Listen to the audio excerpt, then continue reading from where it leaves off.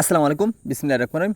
আজকের একটা খুশি সংবাদ আছে। সেইটা আছে কিনা আমরা ৩-৪ মাস আগে যে ব্ল্যাক বেঙ্গলগুলো ছাগলগুলো কিনছিলাম, তো সেইখান থেকে একটা ছাগল আজকের বাচ্চা দিয়েছে আলহামদুলিল্লাহ। তো আমরা রাত ৯টার দিকে ভাত খাচ্ছিলাম, তখন আমাদের ছাগলের খামার থেকে ছাগলের বাচ্চার ডাক ভেসে আসতেছিল। তো আমরা ভাত খাওয়া থেকে আমাদের খামারে আসলাম। খামারে এসে দেখলাম যে দুইটা ছাগল আমাদের খামারের ভিতরে হেঁটে বেড়াচ্ছে। আমরা দেখে অবাক হয়েছি যে হঠাৎ করে এরকম বাচ্চা মানে হয়েছে। তো আমরা কিন্তু জানতাম না যে এরকমভাবে বাচ্চা হবে, তাহলে কিন্তু আমরা পাহারা দিতাম। সেই বাচ্চা দুটা ন্যাকড়া দিয়ে পরিষ্কার করে দিছিলাম।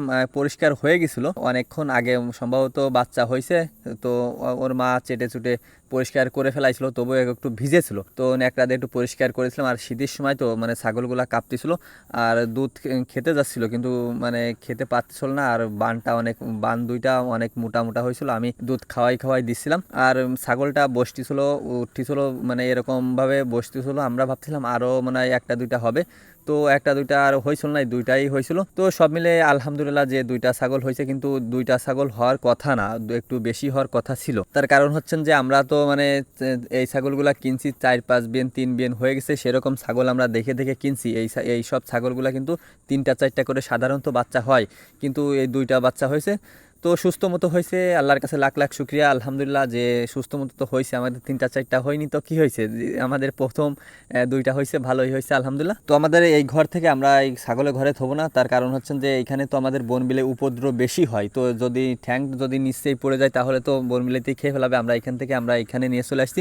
এখানে আমরা এক জায়গায় যে কোনো একটা ঘরে থবো। এখানে আমি যেটা করছিলাম সেটা হচ্ছেন যে গরম পানি করছিলাম, একটু হুমা হুমা গরম পানি করছিলাম। তো বেশিও গরম না, বেশিও ঠান্ডা না, ওইরকম একটু গরম পানি করে কয়টা ভুসি দিছিলাম, ভুসি দিয়ে ছাগলকে খাওয়াচ্ছি। তো খুবই ভালো খাচ্ছে, আপনারা তো দেখতেই পাচ্ছেন এতটা সুন্দর খাচ্ছে। আর পেট খালি হয়ে গেছে, তো তার জন্য একটু বেশি খাচ্ছে। তো আমরা তো জানি না যে ছাগলের কি মানে কি সিস্টেম করতে হয়। তো আমরা যেরকম গরুর বাচ্চা দেয় সেরকম ভাবে আমরা এটা করছিলাম। তারপরে আমরা ঘরে থেকেছিলাম। এই দৃশ্যটা থেকে সকালবেলার দৃশ্য, আমরা সকালবেলা উঠোনে ছেড়ে দিছি। তো দেখতে খুবই ভালো দেখা যাচ্ছে, ছাগল দুইটা লাফাইয়ে বেড়াচ্ছে, খেলা করতেছে।